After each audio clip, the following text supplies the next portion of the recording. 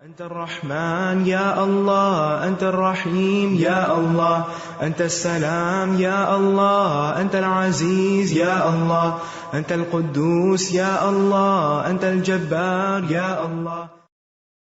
ولله الأسماء الحسنى فادعوه بها. نحمده ونصلي على رسوله الكريم، أما بعد، فأعوذ بالله من الشيطان الرجيم.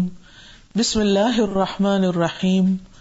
رب اشرح لي صدري ويسر لي أمري واحلل عقدة من لساني يفقهوا قولي. ناظرین، پروگرام اللہ کے خوبصورت نام کے ساتھ آپ کی خدمت میں حاضر ہیں. آج ہم انشاءاللہ اللہ سبحانہ و تعالیٰ کے نام الوکیل پر بات کریں گے. الوکیل، وکالت کرنے والا، کارساز، کام بنانے والا، وہ جس پر پورا اعتماد کیا جا سکے، جو بھروسے کے لائق ہے، جو تمام چیزوں کا انتظام کرنے والا ہے. حقیقت یہ ہے کہ اللہ سبحانہ وتعالیٰ نے اپنی مخلوق کو پیدا کیا اور وہ اکیلا ہی ان کے تمام امور کا ذمہ دار ہے. ہر چیز کا انتظام اسی کے ہاتھ میں ہے اور اپنی تمام مخلوق کی تمام ضروریات میں وہی ان کو کافی ہے. اس لیے مخلوق کو بھی چاہیے کہ وہ اسی پر بھروسہ کرے اور اپنے سارے امور، اپنے تمام کام، اپنے تمام افکار، فکر، پریشانیاں اسی کے سپرد کر دیں. تو آئیے ہم دیکھتے ہیں کہ قرآن و سنت میں اس نام کے حوالے سے ہمیں کیا تعلیمات ملتی ہیں.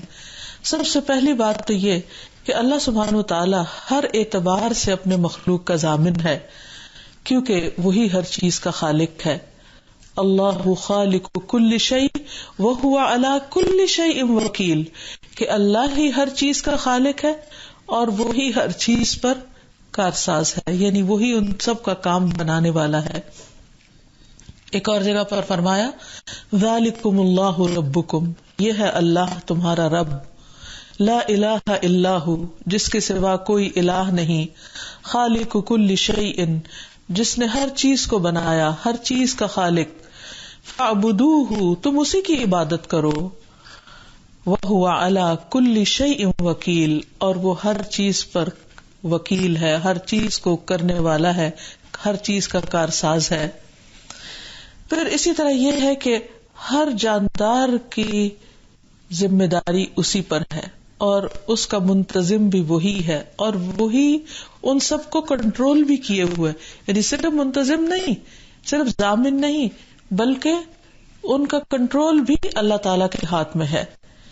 قرآن مجید میں ہود علیہ السلام کے بارے میں آتا ہے کہ کس طرح انہوں نے پریشانی کے عالم میں اپنے رب پر بھروسہ کیا اور کہنے لگے انی توکلت علی اللہ ربی وربکم ما من دابۃ الا هو آخذ بناصیتها، میں نے بے شک اللہ پر ہی توکل کیا، یعنی تمہاری مخالفتوں اور تمہاری اذیتوں کے جواب میں میرا بھروسہ اپنے رب پر ہے، جو میرا بھی پروردگار ہے اور تمہارا بھی رب ہے. کوئی جاندار ایسا نہیں جس کی پیشانی کے بال اس کے ہاتھ میں نہ ہو، یعنی تم میرا کیا بگاڑ لو گے، تم مجھے کیا نقصان دے سکتے ہو، تم زیادہ سے زیادہ مجھے کتنا تنگ کرو گے، ستاؤ گے. بالآخر تو اللہ سبحانہ تعالی تم سب سے نمٹنے کے لیے مجھے کافی ہے اور وہی ہر چیز پر کارساز ہے، یعنی اس کے ہوتے ہوئے مجھے کسی بھی چیز کی فکر نہیں، کوئی بھی پریشانی نہیں، کیونکہ وہ سب کچھ دیکھ بھی رہا ہے اور سب اس کے ہاتھ میں ہے. کوئی بھی اس سے آگے نہیں نکل سکتا، کوئی بھی اس سے زیادہ نہیں، کوئی بھی اس سے نہیں بھاگ سکتا. پھر اسی طرح ساری مخلوق کا رازق بھی اللہ ہی ہے اور اس اعتبار سے بھی وہی ان کے کام بنانے والا ہے. نبی صلی اللہ علیہ وسلم نے فرمایا اگر تم اللہ پر ویسا توکل کرو جیسا توکل کرنے کا حق ہے تو وہ تمہیں اسی طرح روزی دے جیسے پرندوں کو دیتا ہے. وہ صبح کے وقت بھوکے نکلتے ہیں اور شام کو پیٹ بھرے ہوئے آتے ہیں، اور حقیقت میں یہ ایک زبردست مثال ہے اللہ سبحانہ تعالیٰ پر توکل کی، کہ کس طرح وہ اپنے گھروں سے نکلتے ہیں اور ان کے پاس کچھ بھی نہیں ہوتا، نہ کوئی روپیہ پیسہ ہوتا ہے اور نہ ہی انہیں کچھ علم ہوتا ہے کہ انہیں روزی کے لیے کہاں جانا ہے، لیکن جب وہ نکلتے ہیں، کوشش کرتے ہیں، اڑ کر کبھی ایک درخت پہ بیٹھتے ہیں کبھی دوسرے پر، تو بالآخر اپنی مطلوبہ چیز پا لیتے ہیں. اس سے ہمیں اللہ سبحانہ وتعالیٰ پر بھروسہ کرنے کا مفہوم بھی بہت اچھی طرح سمجھ میں آتا ہے کہ پہلے کوشش کی جائے اور پھر اس کے بھروسے پر ہی سب کام چھوڑ دیا جائے، یعنی کہ وہی اصل میں رزق دے گا.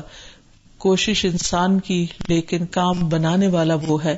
اسی طرح بندہ جب اللہ تعالیٰ کی عبادت کرتا ہے تو اللہ سبحانہ تعالیٰ اس کی خاص حفاظت کرتا ہے، اور جب اللہ سبحانہ تعالیٰ سے وہ منہ موڑ لیتا ہے تو پھر اللہ تعالیٰ بھی اس کو اس کے نفس کے حوالے اور بعض اوقات لوگوں کے حوالے کر دیتا ہے.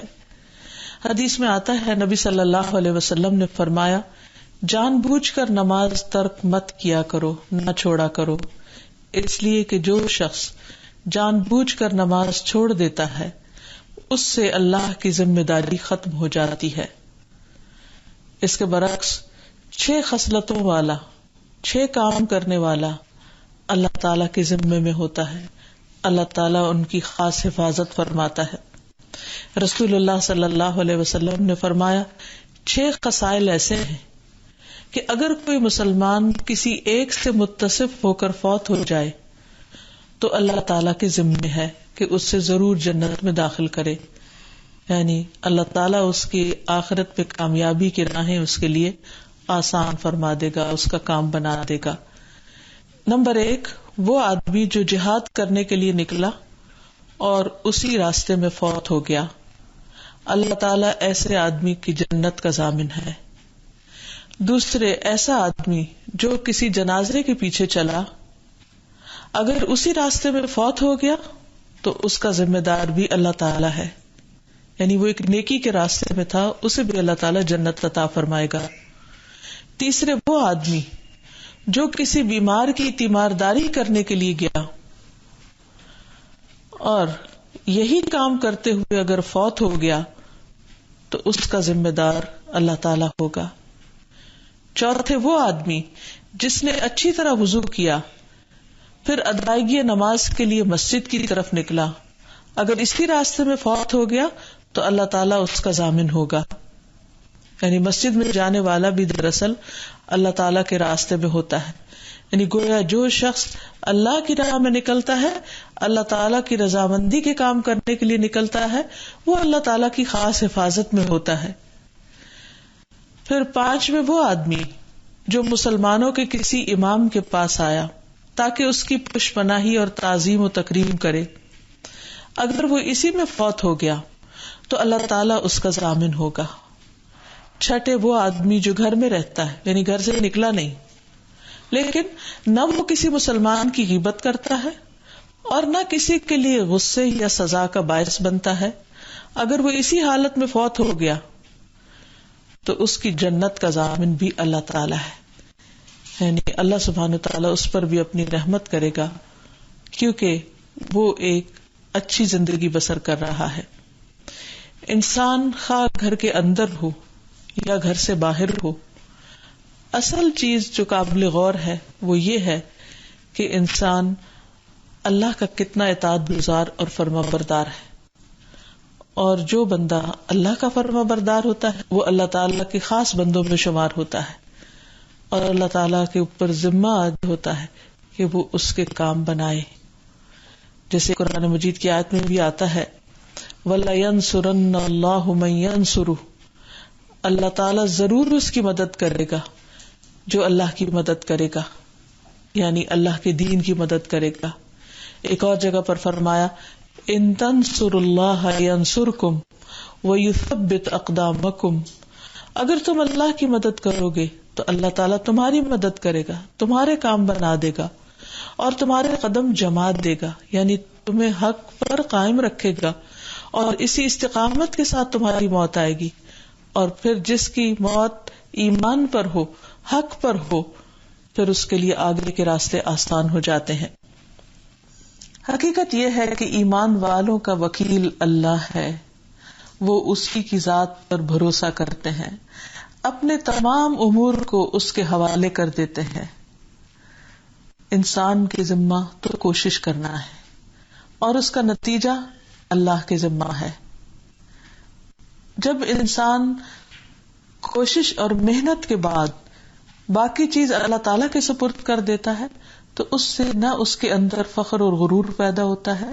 جب وہ کچھ اچیو کر لیتا ہے تو وہ سمجھتا ہے کہ یہ سب اللہ سبحانہ تعالیٰ کی رحمت اور فضل سے اس کو حاصل ہوا ہے، اور نہ ہی وہ کسی طرح بھی پریشان ہوتا ہے، کیونکہ اسے معلوم ہے کہ اس کے ذمہ صرف کوشش کرنا ہے، نتیجہ تو اللہ کے ذمہ ہے۔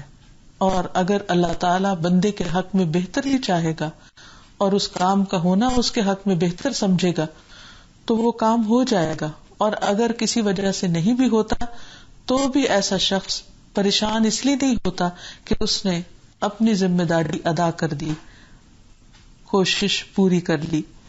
پھر اسی طرح یہ ہے کہ جب انسان اللہ پر بھروسہ کرتا ہے تو انسان اللہ سے دعا بھی کرتا ہے اور اس کا مسلسل اللہ تعالی کے ساتھ ایک تعلق رہتا ہے۔ اس کے برعکس اگر انسان یہ سمجھتا ہے کہ جو کچھ وہ کر رہا ہے وہ سب اس کے زور بازو کا نتیجہ ہے یا اس کی کوشش اور محنت ہے، تو ایسی صورت میں اگر وہ کام نہیں ہوتا تو وہ مایوس ہو جاتا ہے، کانفیڈنس اس کا ختم ہو جاتا ہے، اور بعض اوقات وہ اللہ سبحانہ تعالیٰ سے بھی ناراض ہو جاتا ہے، اللہ سے دعا بھی نہیں کرتا، اور اگر دعا بھی کرتا ہے تو اس صورت میں بھی پورے یقین کے ساتھ نہیں کرتا۔ ہمارے دین میں توکل کا جو کانسیپٹ ہے یہ بہت ہی خوبصورت ہے کہ جس میں ایک اعتدال ہے، ایک طرف بندے کی کوشش اور دوسری طرف نتائج کی ذمہ داری اللہ سبحانہ تعالیٰ کے ہاتھ میں۔ تو مومنوں کو ہمیشہ اللہ تعالیٰ پر توکل کرنا چاہیے۔ نبی صلی اللہ علیہ وسلم کو ارشاد ہے، اللہ تعالیٰ فرماتے ہیں وَلَا تُطِعِ الْكَافِرِينَ وَالْمُنَافِقِينَ وَدَعْ أَذَاهُمْ وَتَوَكَّلْ عَلَى اللَّهِ وَكَفَى بِاللَّهِ وَكِيلًا۔ آپ کافروں اور منافقوں کی بات نہ مانیے، یعنی وہ آپ کو اپنی خواہشات کا پیروکار بنانا چاہتے ہیں تو آپ ان کے پیچھے نہ چلیے، ان کو خوش نہیں کیجیے اور ان کی ایذا رسانی کی پرواہ نہ کیجیے۔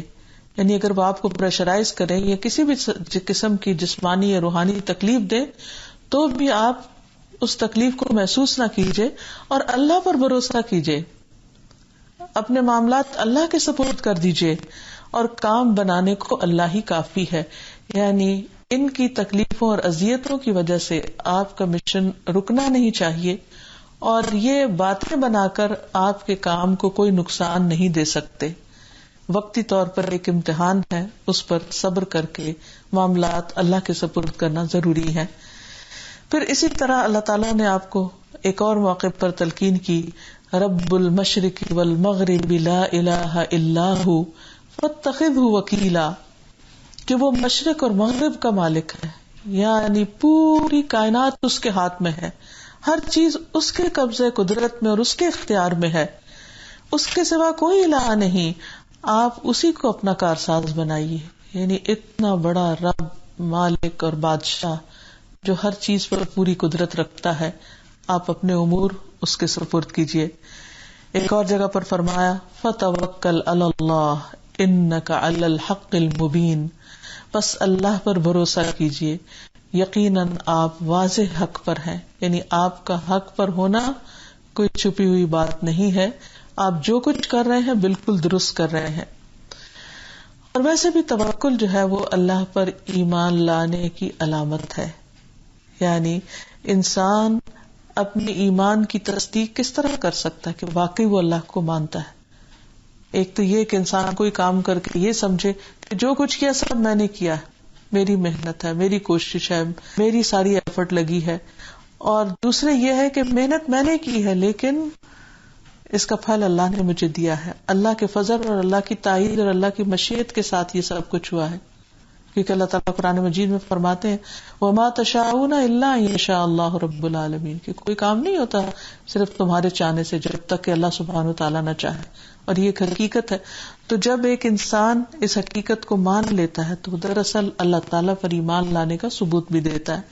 قرآن مجید میں اللہ تعالیٰ فرماتے ہیں جب موسیٰ علیہ السلام نے اپنی قوم سے کہا وقال موسیٰ یا قوم ان کنتم آمنتم باللہ فعلیہ توکلوا ان کنتم مسلمین، اور موسیٰ نے کہا اے میری قوم اگر تم اللہ پر ایمان لائے ہو تو اسی پر بھروسہ کرو، اب گھبراؤ نہیں، پریشان نہ ہو اگر تم فرمانبردار ہو۔ پھر اسی طرح توکل جنت میں لے جانے والی قوم کی علامت ہے۔ نبی صلی اللہ علیہ وسلم نے فرمایا جنت میں کچھ ایسی قومیں داخل ہوں گی جن کے دل نرم مزاجی اور توکل علی اللہ میں پرندوں کے دلوں کی طرح ہوں گے، یعنی اللہ پر بھروسہ کرنے والے ہوں گے۔ پھر انسان کو یہ بھی یقین ہونا چاہیے کہ ہر قسم کا نفع اور نقصان اللہ کے ہاتھ میں ہے، اور اللہ تعالیٰ اپنے بندے کو جو بھی عطا کرتا ہے وہ اس کی حکمت پر مبنی ہوتا ہے، اور وہی چیز بندے کے حق میں فائدہ مند ہوتی ہے۔ بعض اوقات لوگوں سے ڈراتے ہیں یا بعض توہمات کا شکار ہو جاتے ہیں اور اللہ تعالیٰ کے سوا دوسروں کو نفع نقصان کا مالک سمجھنے لگتے ہیں، تو توکل اس چیز کی بھی تردید کر دیتا ہے۔ قرآن مجید میں آتا ہے ان ارادنی اللہ بدر هل ہن کاشفات ضرہ او ارادنی برحمت هل ہن ممسکات رحمتہ قل حسبی اللہ علیہ یتوکل المتوکلون۔ اگر اللہ مجھے کوئی تکلیف پہنچانا چاہے تو تمہارے معبود اس کی پہنچائی ہوئی تکلیف کو کیا دور ہٹا سکتے ہیں؟ یا اگر وہ مجھ پر رحمت کرنا چاہے تو کیا وہ اس کی رحمت کو روک سکتے ہیں؟ ان سے کہو مجھے اللہ کافی ہے، یعنی نفع نقصان کا اصل مالک وہی ہے اور بھروسہ کرنے والے اسی پر بھروسہ کرتے ہیں۔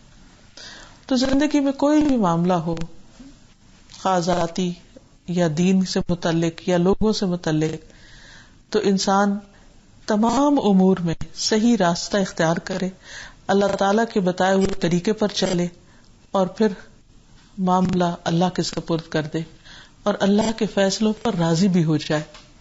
کیونکہ جب ہم یہ کہتے ہیں نا رضیت باللہ ربا، کہ میں اللہ کے رب ہونے پہ راضی ہوں، تو اس کا مطلب یہ ہے کہ اللہ تعالیٰ کا جو بھی فیصلہ ہے میرے حق میں اس پر بھی میں راضی ہوں اور میں مطمئن ہوں، اور انسان ہر قسم کے توہمات کو بھی چھوڑ دے کہ اللہ تعالیٰ کے علاوہ کوئی اور اس کو کوئی کچھ نقصان دے سکتا ہے۔ کوئی بھی فائدہ یا نقصان کسی انسان کی طرف سے یا کسی سبب سے انسان کو جب ہی ہوتا ہے جب اصل میں اللہ سبحانہ وتعالیٰ اس کا اذن دیتا ہے۔ اللہ تعالیٰ نے نبی صلی اللہ علیہ وسلم کا نام بھی المتوکل رکھا۔ تورات میں آتا ہے کہ اللہ تعالیٰ نے فرمایا اے نبی بے شک ہم نے آپ کو گواہی دینے والا، بشارت دینے والا، امی عربوں کی حفاظت کرنے والا بنا کر بھیجا۔ آپ میرے بندے ہیں اور میرے رسول ہیں، میں نے آپ کا نام متوکل رکھا ہے۔ تو اس سے یہ پتہ چلتا ہے کہ یہ اتنی خوبصورت صفت ہے کہ جس کو اللہ تعالیٰ نے اپنے نبی صلی اللہ علیہ وسلم کے لیے پسند فرمایا۔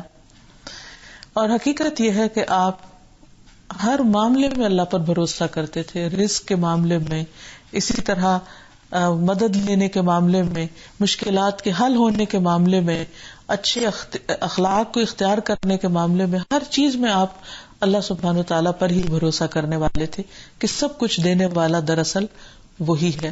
کیونکہ اللہ تعالیٰ کو وکیل ماننے کا مطلب یہی ہے کہ انسان اپنے ہر معاملے میں اللہ کو اپنے لیے کافی سمجھے، جیسا کہ ہر پیغمبر کا طریقہ رہا ہے۔ اور جب کوئی شخص ایسا کرتا ہے تو اس سے اللہ سبحانہ وتعالیٰ کی محبت نصیب ہوتی ہے۔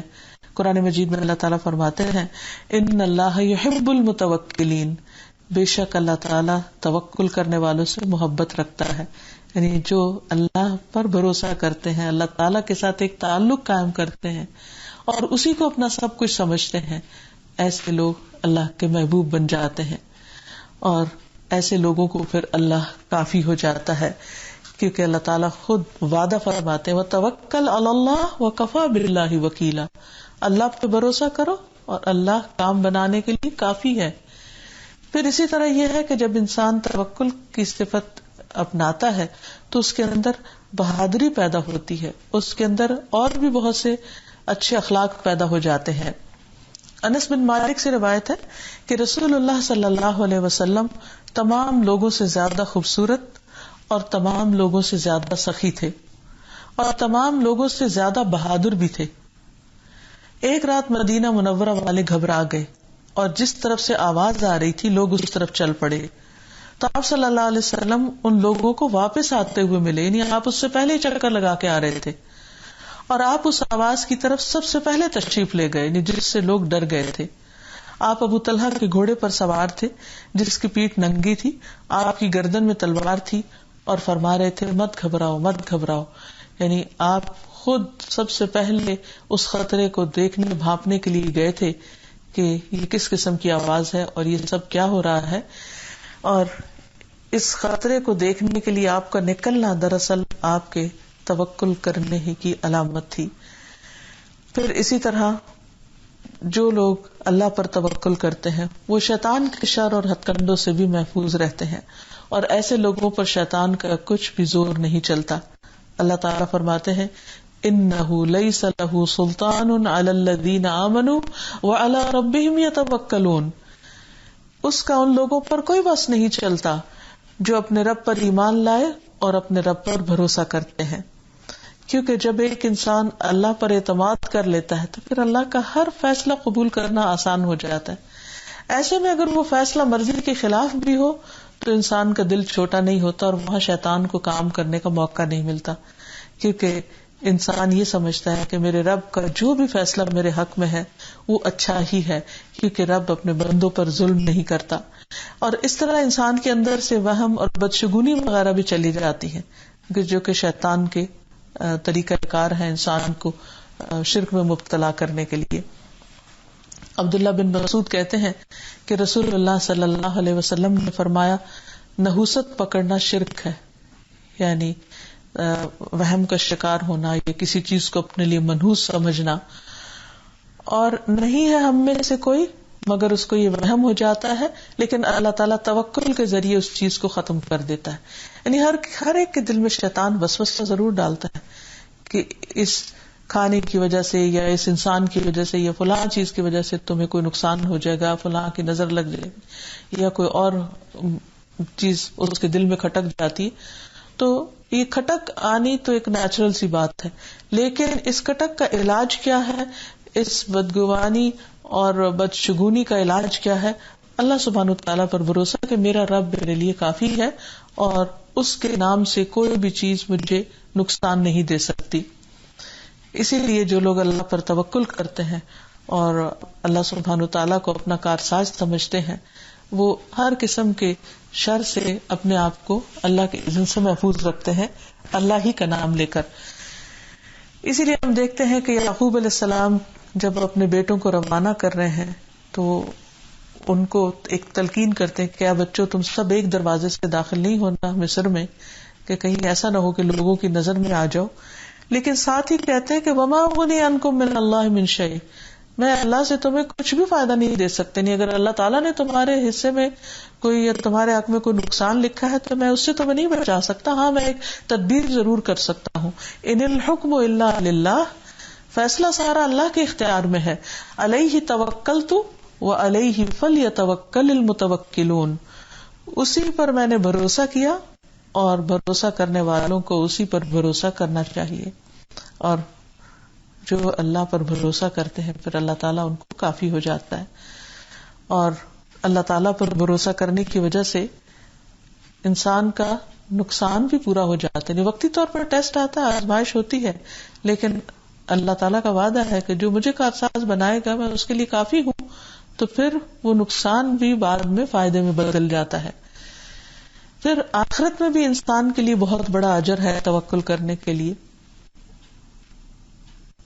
اسی طرح انسان کے لیے توکل کی وجہ سے آخرت میں بھی بہت بڑے اجر کا وعدہ ہے.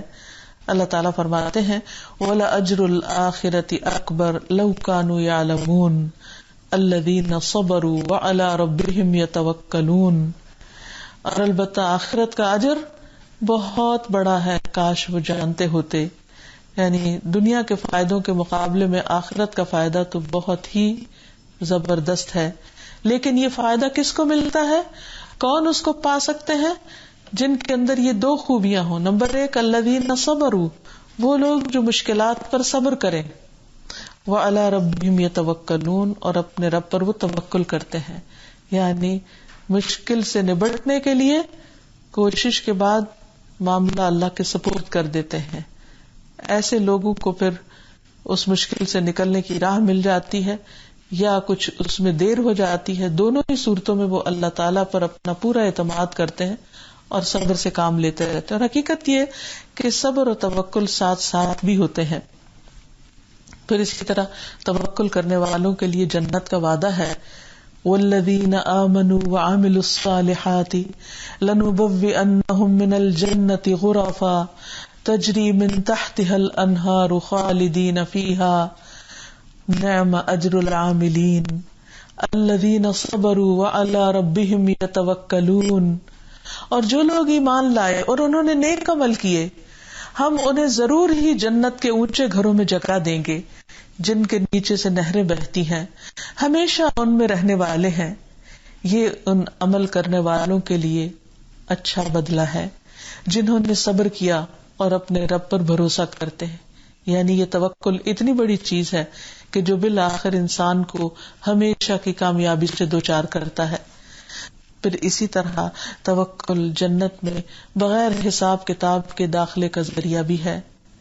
نبی صلی اللہ علیہ وسلم نے فرمایا، میری امت کے 70,000 لوگ بغیر حساب کے جنت میں جائیں گے، جو دم طلب نہیں کرتے، یعنی کسی سے نہیں کہتے کہ آؤ مجھ پہ دم کرو، اور نہ شگون لیتے ہیں، اور اپنے رب ہی پر بھروسہ کرتے ہیں.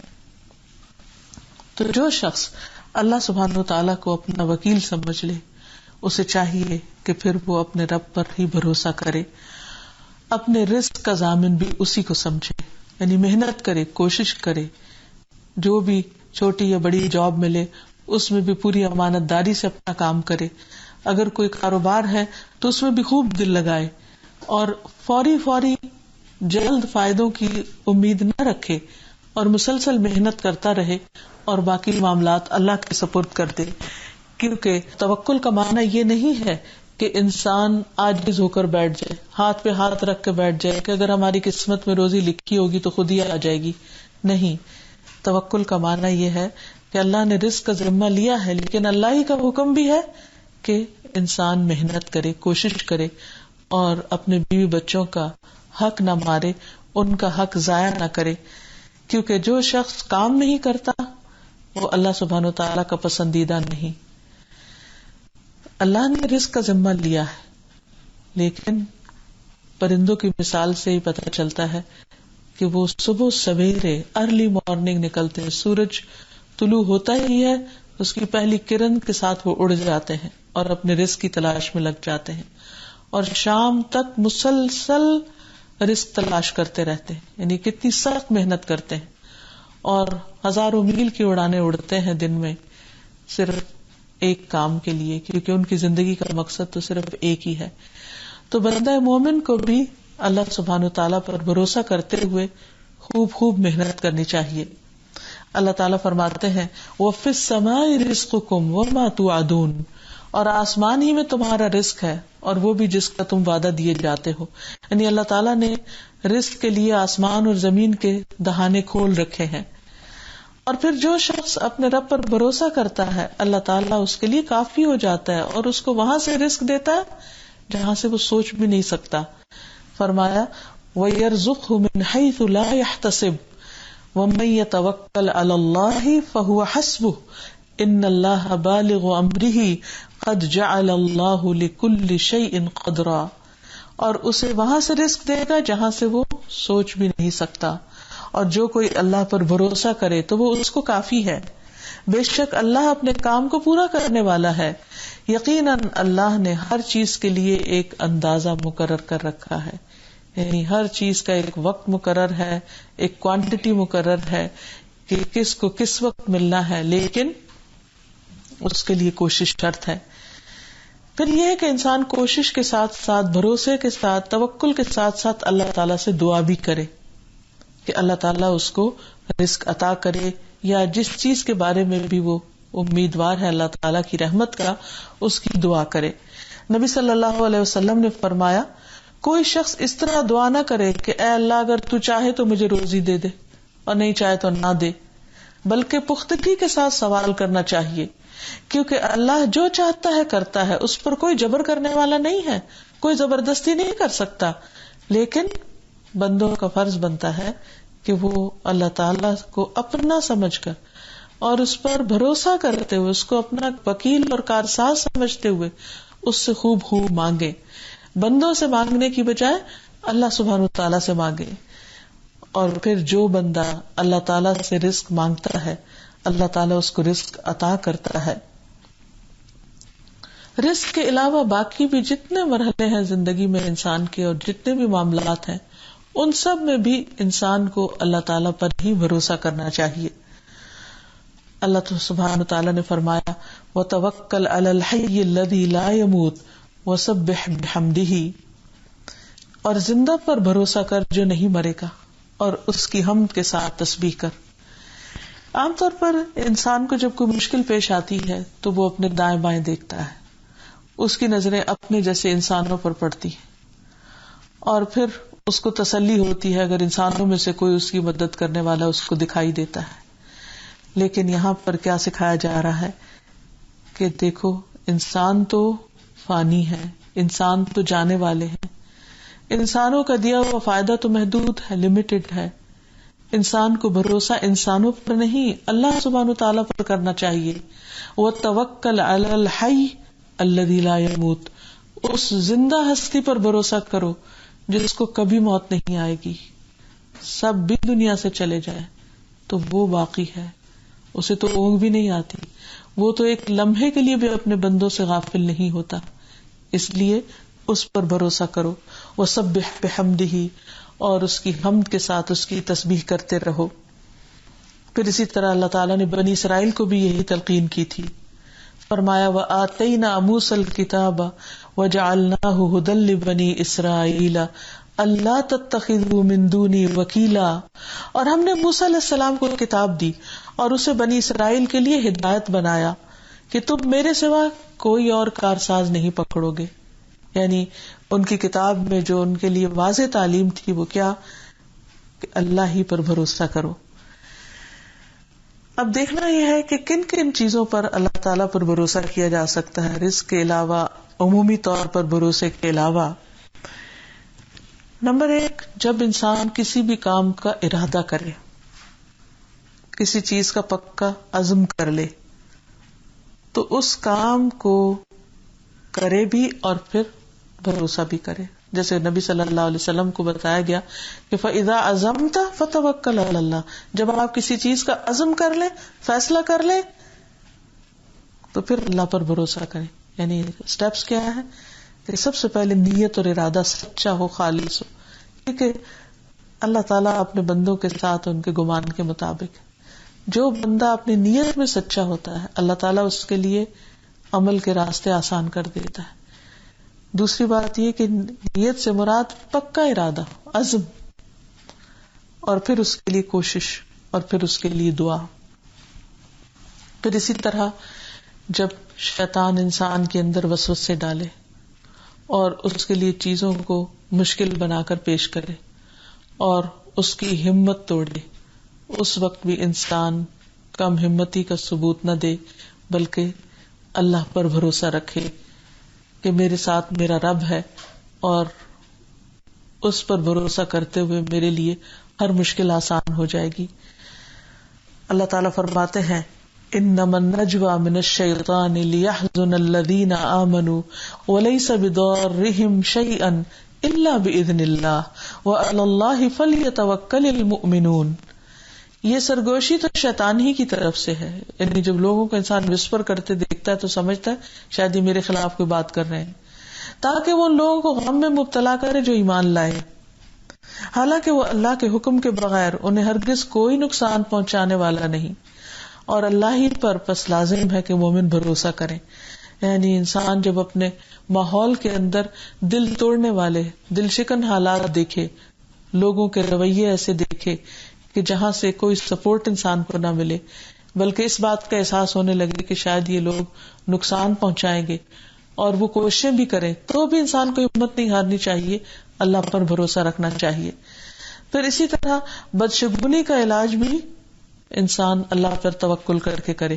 رسول اللہ صلی اللہ علیہ وسلم نے فرمایا جب تمہیں کسی کے بارے میں برا گمان ہو جائے تو اس کی چھان بین نہ کرو، اور جب تمہیں کسی سے حسد ہو تو ظلم مت کرو. یعنی حسد ہونے لگے تو پھر ظلم نہ کرو، یعنی کہ وہ دل میں اگر ایک برا خیال آ گیا کسی کے بارے میں تو الگ بات ہے، لیکن اس پر ایکشن نہ ہو. اور جب تم کو اپنے کسی کام کے بارے میں بدشگونی ہو جائے تو اس کام کو جاری رکھو اور اللہ پر بھروسہ کرو. یہ نہ سوچو کہ نہیں اب تو یہ نظر ہی لگ گئی، اب تو یہ سب کو پتہ چل گیا، اب تو یہ اپنے انجام کو نہیں پہنچے گا. نہیں، اللہ پر بھروسہ کر کے انسان چلتا چلا جائے. پھر اسی طرح اگر انسان واضح علامات بھی دیکھے کہ لوگ اس کو نقصان دینے کی کوشش کر رہے ہیں تو بھی وہ اللہ کا سہارا پکڑے اور کہے کہ میرے ساتھ میرا رب ہے، کسی کی سازشیں اور چالیں مجھے نقصان نہیں دے سکتی. فرمایا قل لن یصیبنا الا ما کتب اللہ لنا، کہہ دیجئے ہمیں ہرگز کوئی نقصان نہیں پہنچے گا مگر وہی جو اللہ نے ہمارے لیے لکھ دیا.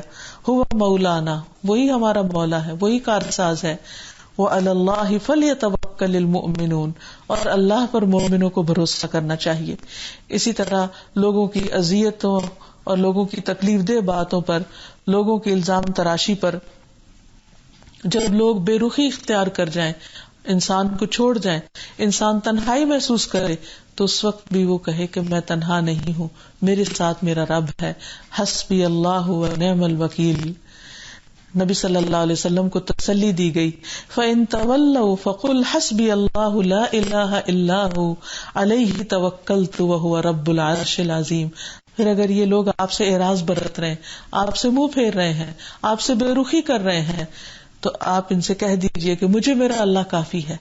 یعنی سارے انسانوں کے مقابلے میں میرا رب مجھے کافی. کیونکہ اگر سارے انسان مل کر بھی کسی کو کوئی نقصان دینا چاہے تو دے نہیں سکتے مگر یہ کہ اللہ چاہے. فرمایا جس کے سوا کوئی الہ نہیں، میں اسی پر بھروسہ کرتا ہوں اور وہ عرش عظیم کا رب ہے. اتنا بڑا رب، اس کے ہوتے ہوئے مجھے کوئی نقصان نہیں دے سکتا. پھر اسی طرح انسان کو بعض کا زندگی کے کچھ معاملات میں کچھ ڈیسیژن لینے پڑتے ہیں، جیسے کسی جھگڑے کے موقع پر کوئی صلح کا معاملہ کرنا پڑتا ہے تو اس میں بھی اللہ پر بھروسہ کرنا چاہیے. اللہ تعالیٰ فرماتے ہیں وَإِن جَنَحُوا لِلسَّلْمِ، اگر تمہارے دشمن صلح کی طرف مائل ہو فَاجْنَحْ لَهَا وَتَوَكَّلْ عَلَى اللَّهِ، تو آپ بھی ان کی طرف مائل ہو اور اللہ پر توکل کر لیں، وہ تو انشاءاللہ خیر کے کام میں پھر نقصان نہیں ہوگا. اسی طرح جب دشمنوں کا خوف ہو تو اس وقت بھی جیسے موسیٰ علیہ السلام نے اپنی قوم سے کہا تھا کہ تم اللہ پر بھروسہ کرو. پھر اسی طرح توکل میں انسان کو صرف دل میں ہی بھروسہ نہیں کرنا چاہیے، زبان سے بھی اس کا اظہار کرنا چاہیے. کیونکہ انسان جب ایک بات زبان سے بولتا ہے تو اس کے کان بھی سنتے ہیں اور اس کے اپنے جسم پر اور اپنی روح پر اثرات بھی مرتب ہوتے ہیں، یعنی وہ چیز اس چیز میں زیادہ کنوکشن آ جاتی ہے. پھر اسی طرح یہ ہے کہ نبی صلی اللہ علیہ وسلم نے دجال کے مقابلے میں بھی اللہ پر بھروسہ کرنے کو کہا. رسول اللہ صلی اللہ علیہ وسلم نے فرمایا تمہارے بعد ایک گمراہ کن کذاب آئے گا جس کے سر میں پیچھے سے شکنیں بنی ہوئی ہوں گی، اور بے شک وہ یہ دعویٰ کرے گا کہ میں تمہارا رب ہوں. سو جو شخص یہ کہہ دے کہ تو ہمارا رب نہیں ہے، ہمارا رب تو اللہ ہے، ہم اسی پر توکل کرتے ہیں اور رجوع کرتے ہیں اور ہم تیرے شر سے اللہ کی پناہ میں آتے ہیں، تو دجال کو اس پر تسلط حاصل نہیں ہوگا. یعنی جو لوگ اللہ پر بھروسہ کریں گے دجال ان کو نقصان نہیں دے سکے گا. اور پھر یہ یاد رہے کہ توکل کے بھی درجات ہیں اور اس کے کچھ مراحل ہوتے ہیں، اور ان میں سے سب سے پہلا مرحلہ ہے اللہ کی طرف توجہ کرنا، یعنی ہر حال میں اللہ کی طرف رجوع کرنا، لوٹنا. یعنی انسان کو کوئی بھی چیز پیش آئے تو فوراً اس کا دھیان اللہ کی طرف جائے.